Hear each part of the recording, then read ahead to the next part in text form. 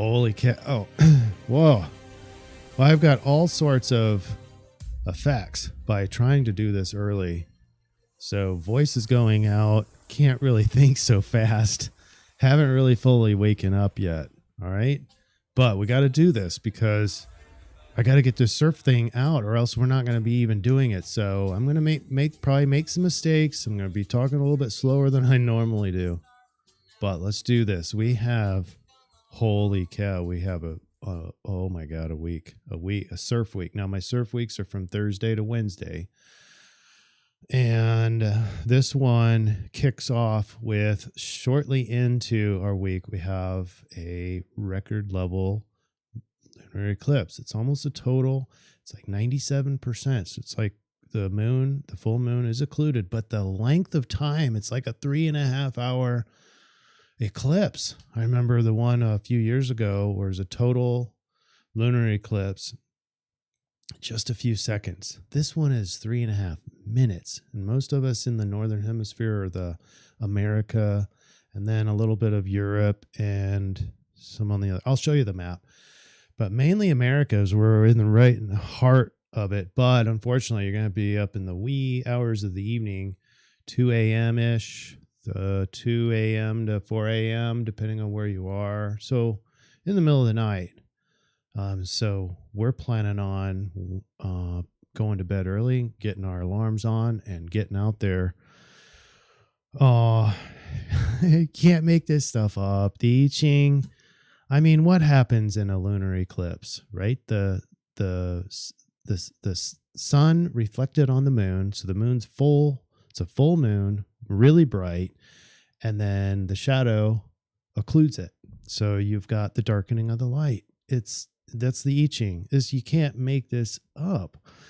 Then the Dreambot goes, like where's the battle, sort of a location. It's we'll get into that. But there's a big fail theme. And so it's like a wah Dreambot, but it's right in the middle, darkening of the light. You have a lunar eclipse. It's like as above, so below. Is this just metaphoric? Or are there going to be some really dark days? I don't know. But the congruency is super high.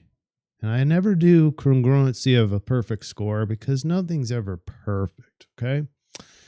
But in the astrology, we have a 1 grand water trine. That's the easy energy, but it's in water. So you got Mars there.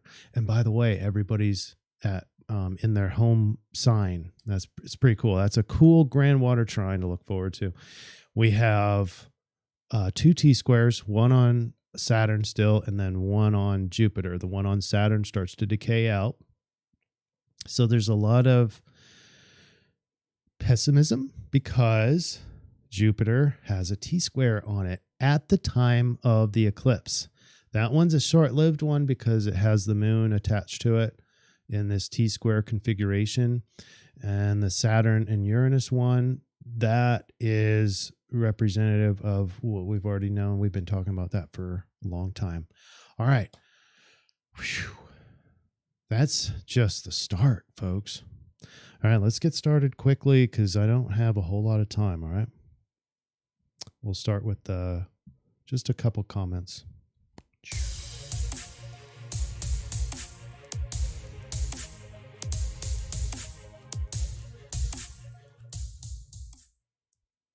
If you haven't subscribed yet, do that now and go over to Rumble. Subscribe to that one as well. That Rumble is growing, but also Telegram. Telegram is where we put out just so much information. A lot of times we have the news that's coming out that matches the CIRF energies. And so subscribe over there. The links are down below. And because it's so early, I didn't have any chance to go through in detail all of the comments. And the ones, I apologize to those over on Telegram and inside the chat. There's so much happening over there, and I'm grateful because I can't do it all. I can't get the truth out. We need all of us to participate in finding what's really happening. And so I'm grateful for especially the Telegram folks. But so I don't have any examples over here for that because I'm just a little bit behind. But I'd be amiss if I didn't talk about the best comment, and the best comments that on YouTube that has the most up arrows. And that's not for me to say.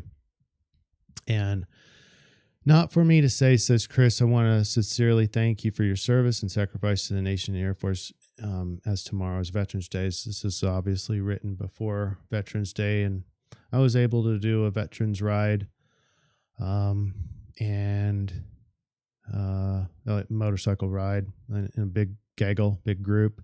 It was pretty cool, and we had a good ceremony. I'm grateful for all you have done and continue to do to serve others. The report and your other services have truly helped people too. Thank you for recognizing that. There's so much more. I want to skip to understanding kind of our society has now made being kind a revolutionary act because of the rarity in which it is used. That is one of the best examples of what I meant about feeling the opposite of divine energy. But when that becomes commonplace, it is much easier to see and identify the divine. And they offered this song, and I encourage you to go back to it. It's basically saying the revolutionary act of kindness. That was the CIRF report last week. And how did that go, everybody? Were you kind? Were you showing kindness? And how did that karmic energy come back to you? It worked great for me. Anyway, so I don't want to spend too much time in here, but one more thing that I thought of in the CIRF reports in general, just an insight came to me that there's all these CIRF reports have two parts. First part is the CIRF energy, the influence, and that represents the things that you can't control the energies coming at you. But the solution is where now you're given the opportunity to choose a behavior, choose your reaction. And that's called the solution. And so we have the part that, like the serenity prayer, we have the part where you can just accept the things you can't change. That's the influence. It's out of your control, but you can choose how you react to it and your behaviors. And that's the solution. All right. Let's get into the Dreambot first. And this is sort of a monster. Let me zoom in. And I also have a new cursor too. And thought you noticed that. That's going to help you see where I am. But fail, number one word, 43 surge score. That's a pretty good score. So fail. And it's got a lot of support on here.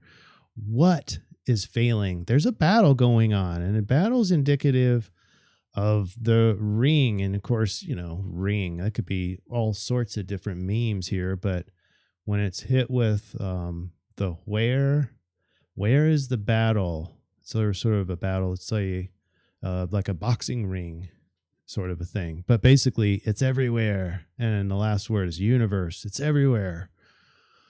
And it is in the stars. We've been talking about the Saturn and Uranus together. That's the battle. There's conflicted energies for so long. We're going to have a break on those conflicted energies around, what did I say? March 2022. Maybe I'm going to have to go look a little bit further out on the next CIRF report. All right, here's some linguistics. Number one, breath or breathe, shred, went, king. Or breath, shred, went, king. So it's almost like king, some sort, dies. There's a lot of death and fighting in here, huh? Linguistics set number 2. Listen to this whole thing. This is interesting. Basically, trouble, sound, sorry, hide, best during AT&T resort plot. I thought it might be a joke, but is AT&T plotting something, and it's best to hide during that? It's almost like AT&T's communication. So if communications go out, it's best to hide during that. It matches the I-Ching readings. It's the stuff that overlaps in this week is incredible. All right. I don't mean to confuse everybody because that could be pretty confusing when I talk like that. But here's the astrology. And I don't have the eclipse on here because I don't have any moon stuff. That would make it way too long. And the sun goes into Sag, and then also Mercury goes into Sag. And it'll either be right at the end of this week or at the beginning of next CIRF week. So let's get started. Thursday, the 18th. I want to start with what we know. Saturn and is at 8 degrees Aquarius. Which one am I looking at? Mars. Mars is at 12. So we're 4-degree orb, which is well within our square. It's just not represented here because I wanted to refine my charts. I don't want to make them too confusing. But basically you have a Saturn square Mars. That's the fighter.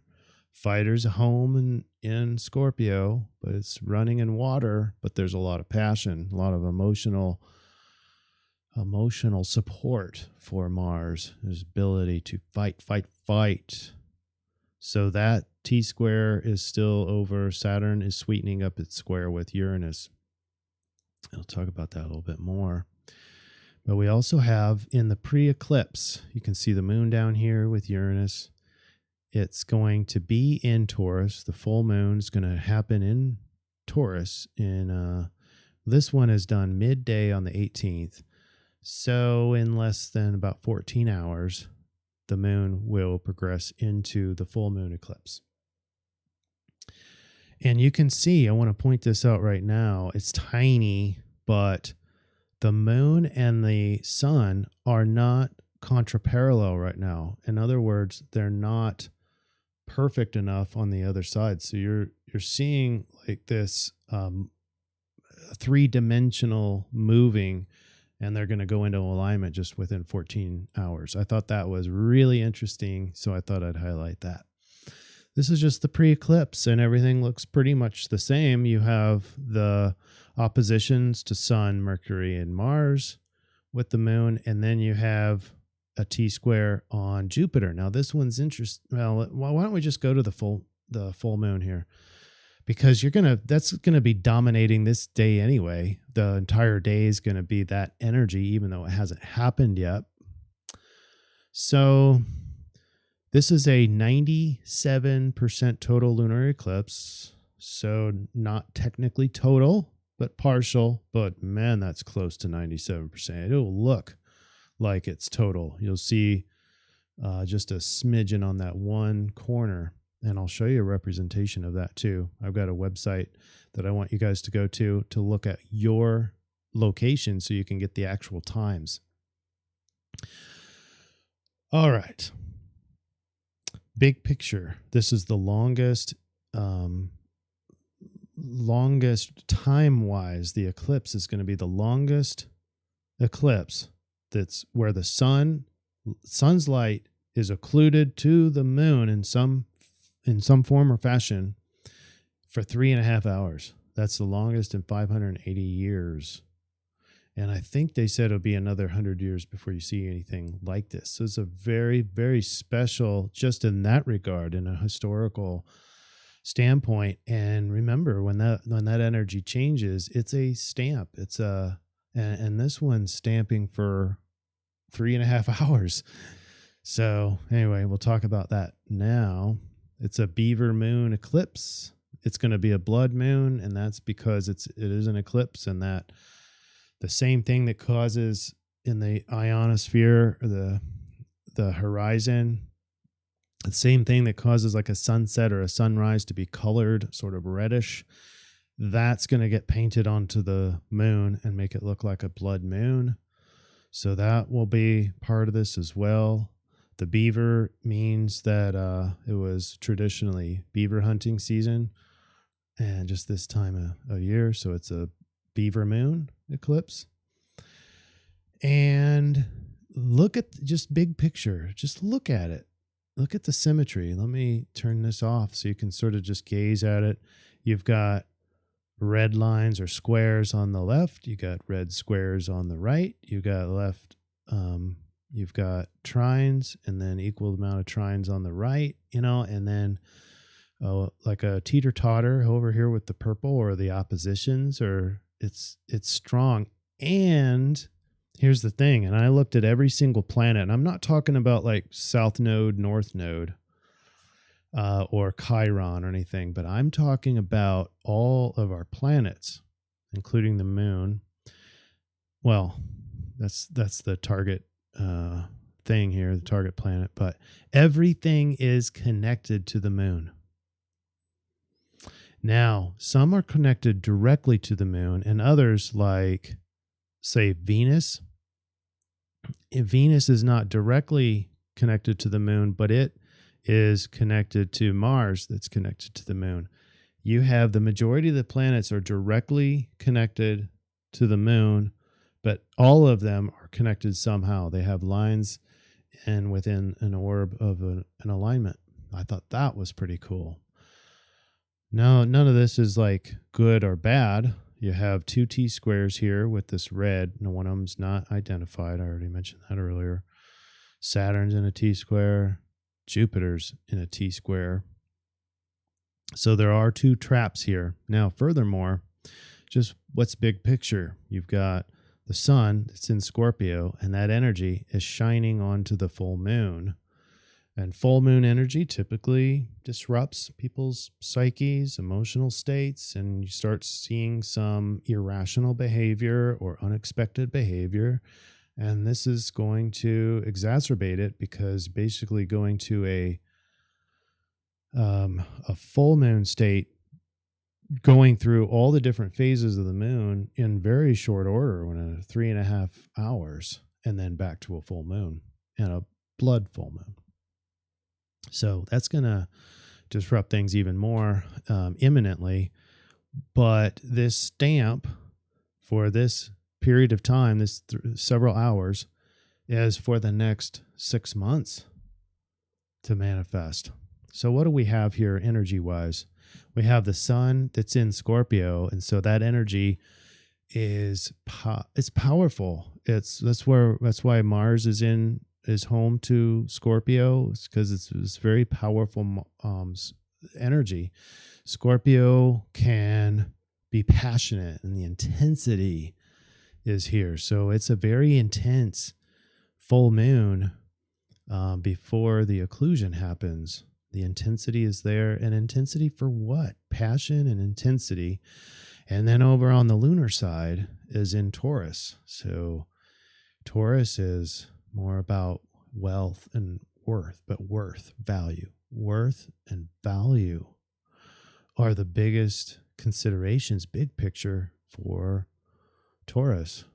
It's afraid of not having and afraid of not experiencing. It's an experience this life is to a Taurus. I want the finer things. It's not just about eating ice cream. It's got to be the right kind of ice cream. And that's, it's not nitpicky like a Virgo, but it's bullheaded. It knows what it wants, and it just keeps on going, steadfast. And that's where the full moon is. Well, that intensity sort of gets lost halfway through. And so now we're sort of darkening of the light in a sense of value and worth, sort of potentially feeling worthless, potentially. All right.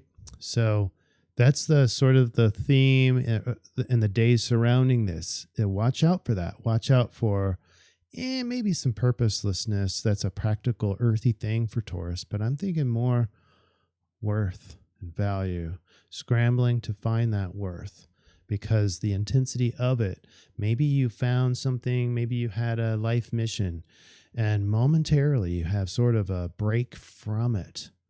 Not literally, but that intensity for it is broken for a while. And so you're just sort of left in this purposelessness sort of a thing, and thereby worthlessness. And that's potentially, not everybody's going to feel that, but I would imagine that the majority of people who do feel something would feel that. All right. And then you've got a little sprinkling of Mercury in there. Those are 6 degrees away. So that energy is being spewed over to the full moon as well and occluded, so things don't make quite as much rational sense. And that's spooky for a Taurus because things are practical. Things got to make sense. Not that it's the air signs or anything, but practical, and it may not during that time, making the energy a little bit more crazy even. Then we have the T-square on Jupiter, and Jupiter is optimism and hope, but if everything's conflicted from it, that energy doesn't travel to Jupiter all that well, and so we get a little bit more distant from hope and positivity and optimism, and so that exacerbates everything I just mentioned before. It feels gloomy. It feels maybe hopeless.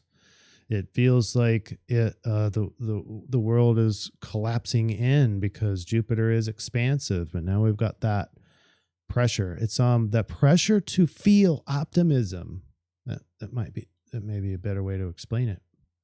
The pressure and conflicted in order to feel more optimism. So consider that. There's a lot here. So now let's talk about who's going to see it. Let me take this off. So you can see everybody in the eastern side of China, Russia, Australia will see it. South America, North America, Greenland, and most of Europe can see a part of it, and Western Africa. Okay. So most of us will be able to see it. Oh no, I just made an error. Okay, there we go. Now, as far as what time, this is pretty cool. Watch this. So the link is down below. This is a website. It's a live website right now, and you can place your location in here, and then it'll give you a movie. But the movie, if you notice up here, it gives you the time on when all this stuff will happen. So for me, for example, the occlusion part, the eclipse part, is going to start roughly at like 1:15-ish. And then it's going to go full on, or 97% occlusion. And then it's going to stay occluded to that level, roughly until about 3:15. So there's 2 hours. And then the eclipse will finally age out around 4:47 Central Standard Time. But that's just from my location. You're going to have to do your own and go to it's timeanddate.com, but the link is below in the description box. I love this. I'm going to keep this up for me so I can remember what it's going to be looking like and what time it's going to be. All right, so there's the link there, timeanddate.com, and be on the lookout for other people not being ready for this energy. All right.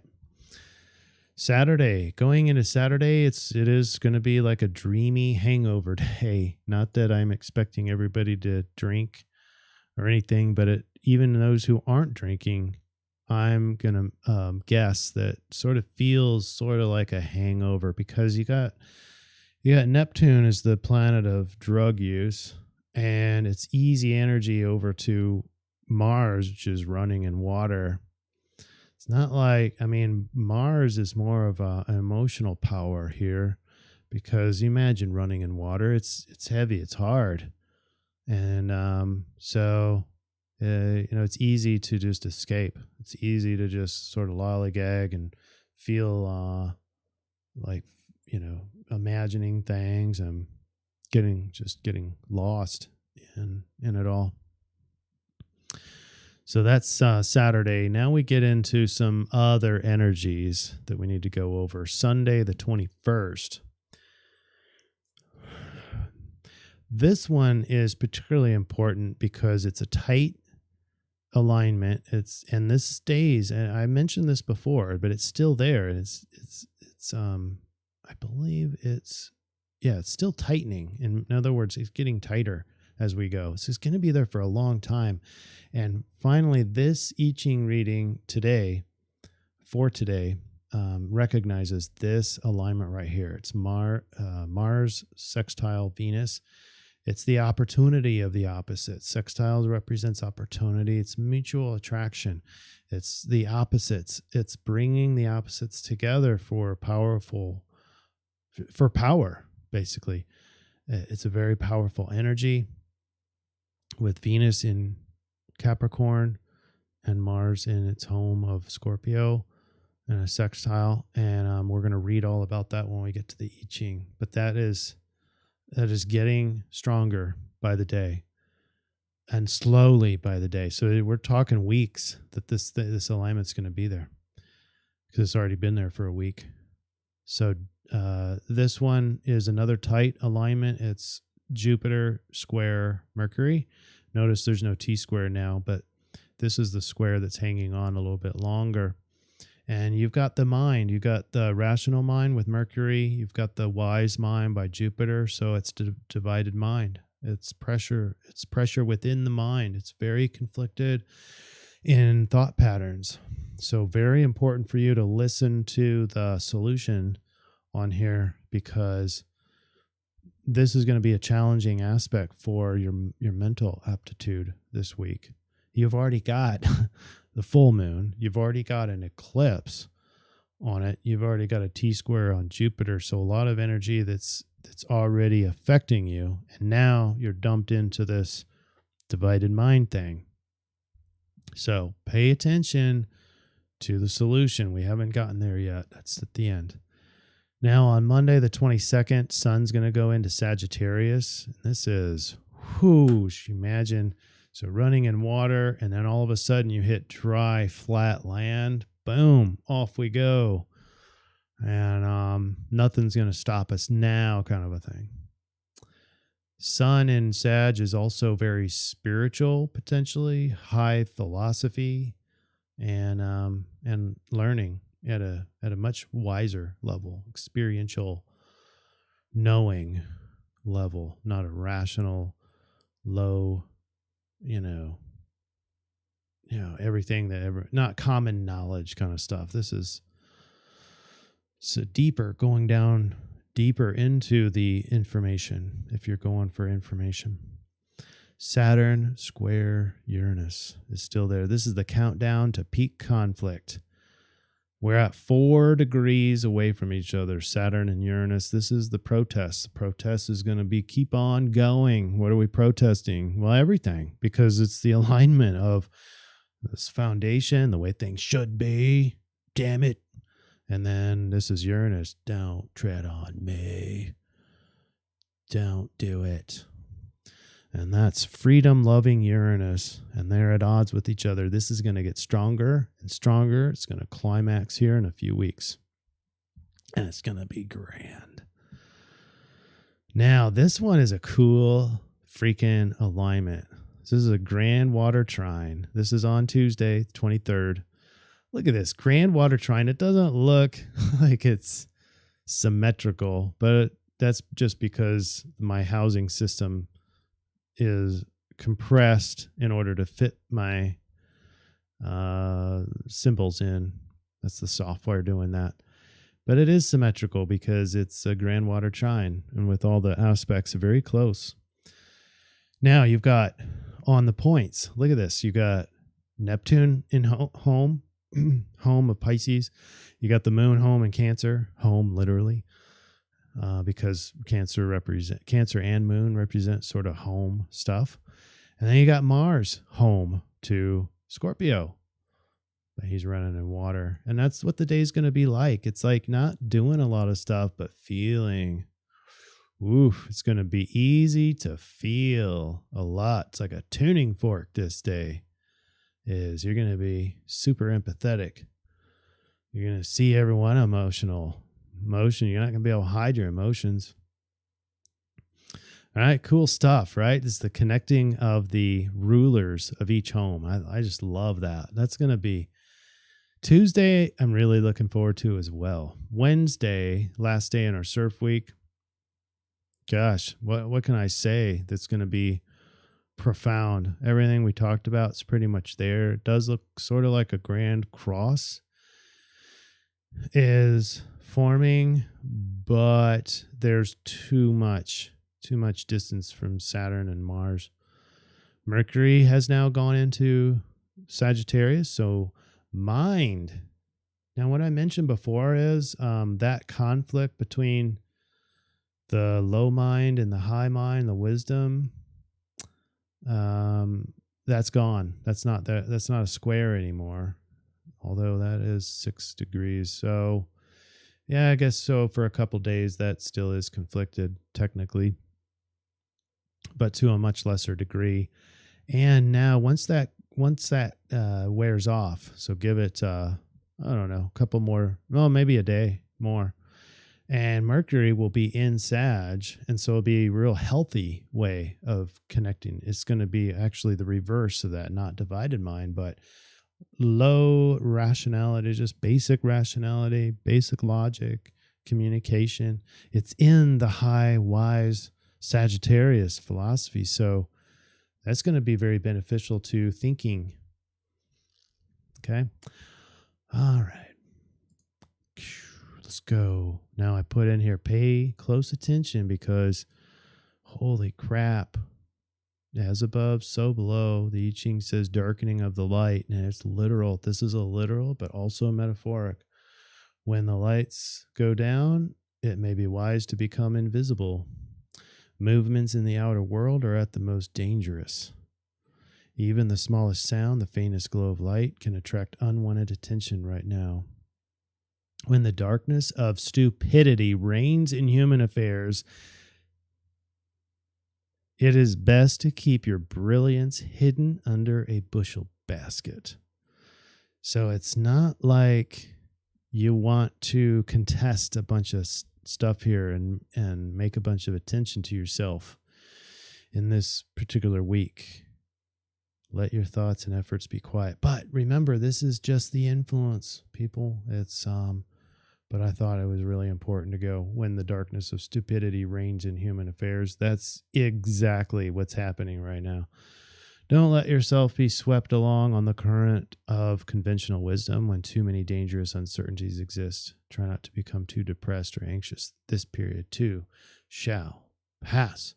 During dark, unsettled periods, it is best to step gingerly around the sleeping dogs. That is, that's very close to the I-Ching readings that we've had in the past few weeks. So we have a few change lines. Line 1 is basically meeting problems head on. Don't avoid problems. Line 4 says once you have perceived a negative influence, it is of no use to pretend that it does not exist. So don't avoid problems as they show up. Just turn towards it, accept it. And then line 5 overlaps with the rave, by the way. When confronting a dark force, small deceptions could be helpful as long as your innermost convictions are not compromised. So this one suggests that you can make small adjustments to that are warranted to save yourself or to save your loved ones or to progress your life. And you get sort of a free pass here as long as you're not going too deep into ethics problems or moral problems and legal problems. All right, but that was the influence. What's the solution? The solution is mutual attraction. And we go back to, it's so obvious that it's talking about the Mars and Venus sextile. The attraction of opposites, a powerful and fundamental force. The masculine principle, the creative and outgoing, seizes the initiative and then submits to the feminine, the receptive and nourishing. You need both of those. You need both of those for the massive power that you can gain here. If you're an initiator by nature, it is good to make the first move, but you must remain sensitive and highly principled to avoid the temptation to be at all manipulative. Let the power of mutual attraction pull you along. And this I'm noting to get to the extremes. So just sort of basics. The extremes of yin is sleeping, really, really, really good sleep will allow that swing, that pendulum to go back, really far over into the doing and the yang side. So get to those extremes is much more powerful this week. Either way, remaining open to the forces of attraction brings good fortune, and closing yourself off to them shuts down your soul.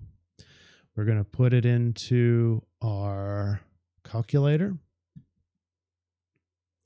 And we have the full moon eclipse at 27 degrees Taurus, 14 minutes. That's at the climax. So that's at the, what do they call that? I can't remember. There's a specific term for that, but that's at that time. It's basically the maxed eclipse, and 8 degrees. I'm sorry, hexagram 8. And in Taurus, did I do Taurus right? We'll check that later. All right, we have 8 in the rave. What is 8? 8 is the gate of contribution. The 8th gate stands up, gets everybody's attention, and says, I know, I can find the way, and leaves. This is a very individual gate, by the way. Those who wish to take the chance and follow are welcomed, and if no one takes heed, the knower will go alone. It doesn't need anybody to follow. The contribution of the individual can never be pressed into the collective. It would only lead to resistance. So here's the irony of how we connect the I-Ching and the rave, is that on the one hand, it's a save yourself energy and solution, but we get more power by holding together. Surprise, surprise. At max eclipse, or a max full, which is the same thing, max full moon, you get the line 3, which is the phony. Pay attention to this one. This is so weird. The acceptance of the style and not the substance of communal actions. The perfected and rarely detected superficial intimacy. The example as an expression through style, not substance. So, what we're talking about is this is still the attraction, the mutual attraction theme that's threaded through into the rave. And it means that even though, you have a lot of these other people that you don't agree on everything, this is saying that find one thing, even if it's just superficial. Oh, hey, we're the same height. Great. Well, we can be friends. That's sort of what we're saying here.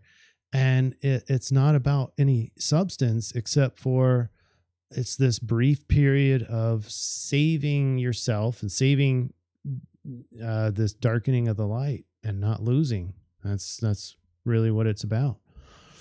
Now, on the downside, the risk says a shallowness that underestimates others and overestimates its own ability to continue its deception without detection.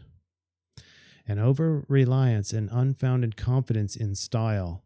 So meaning that you sort of stay in this energy and you don't recognize that it's time to leave this. And you keep on underestimating other people. Well, meanwhile, they're going to recognize that you're manipulating them, or you've got some bad intentions and that sort of thing, and the whole thing's off.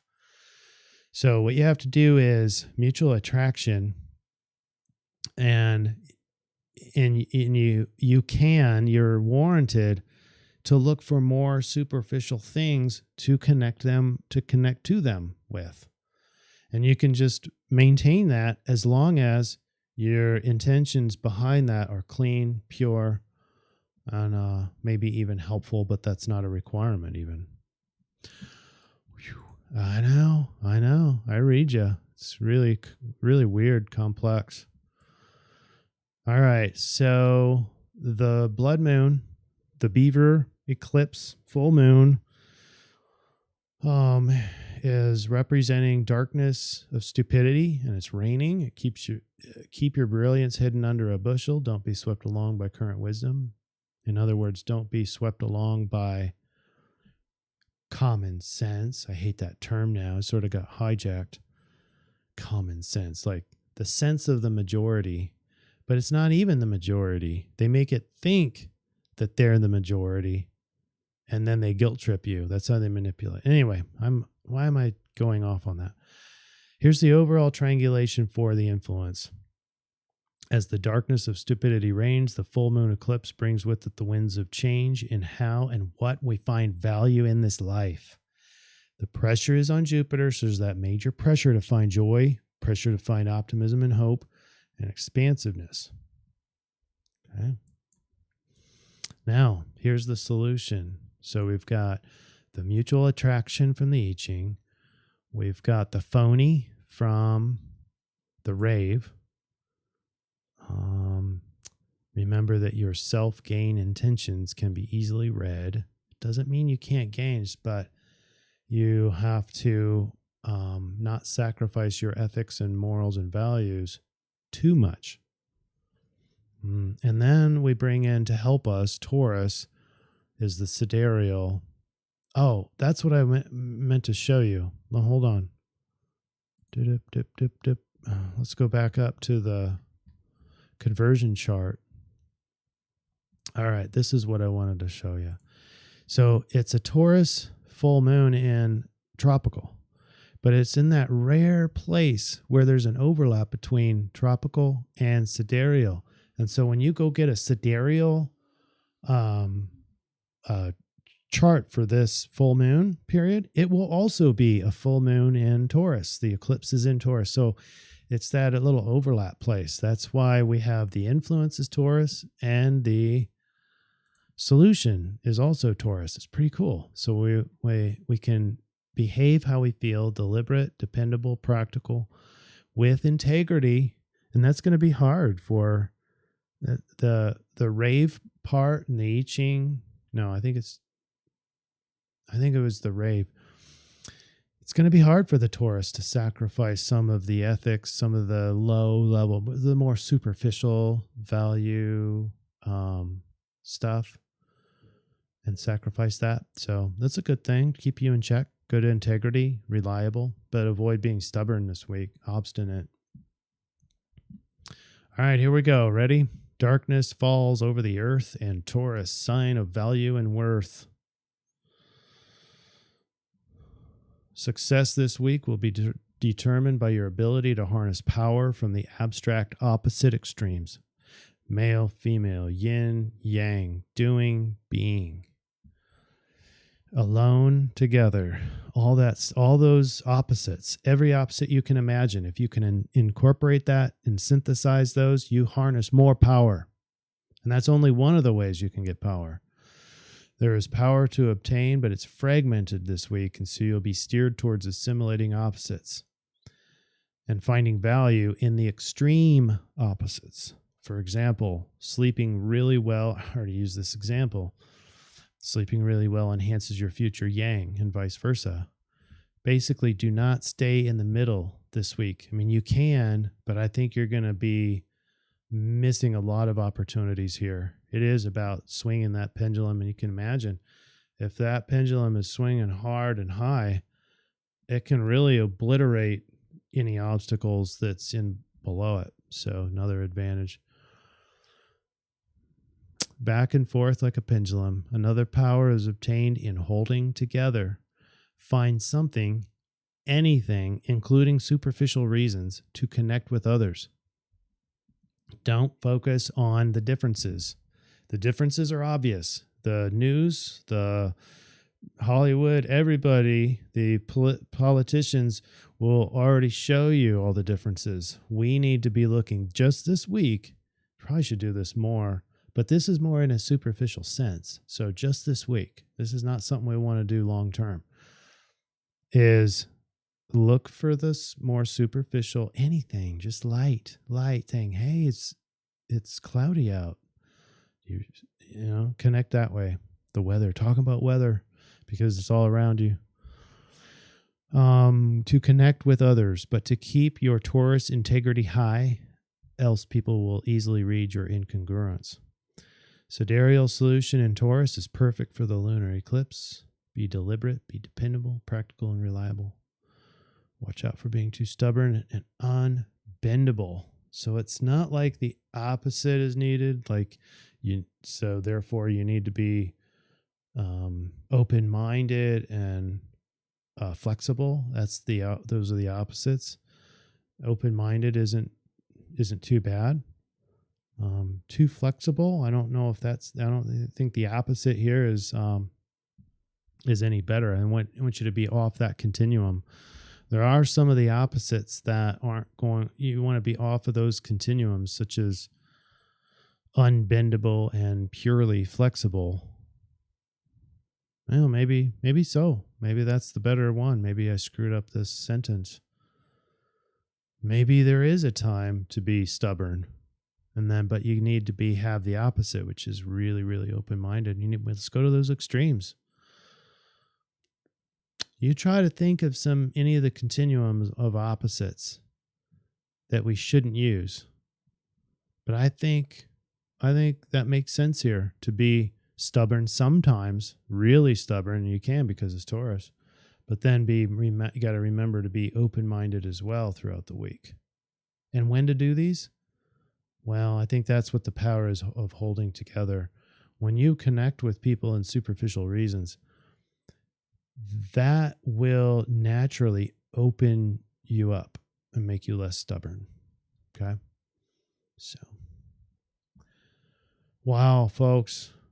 Man, this is a long one. It's going to be an interesting week. We'll say that. As for finishing this month out, we have Thanksgiving coming up. We didn't talk at all about that because our week ends on the 24th. So obviously the day after that is going to be Thanksgiving.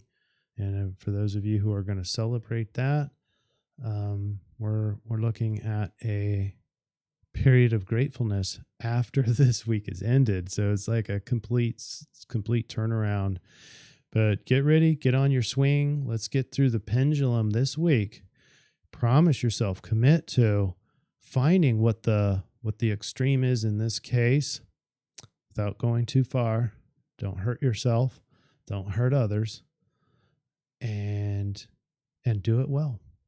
Go there and then watch for the pendulum to swing back the other way and do the opposite really well. And then the Venus and Mars together is more than just opposites, but there's that opportunity just to make a wide sweeping assimilation of opposites. All right, let me know. Get there on Telegram, and comments below on YouTube are very appreciated and do help the algorithm. We're growing everywhere. Not fast, but that's better. Slow and simmer. Thanks, everybody. Have a great week. We'll see you next week before our big holiday. Take care.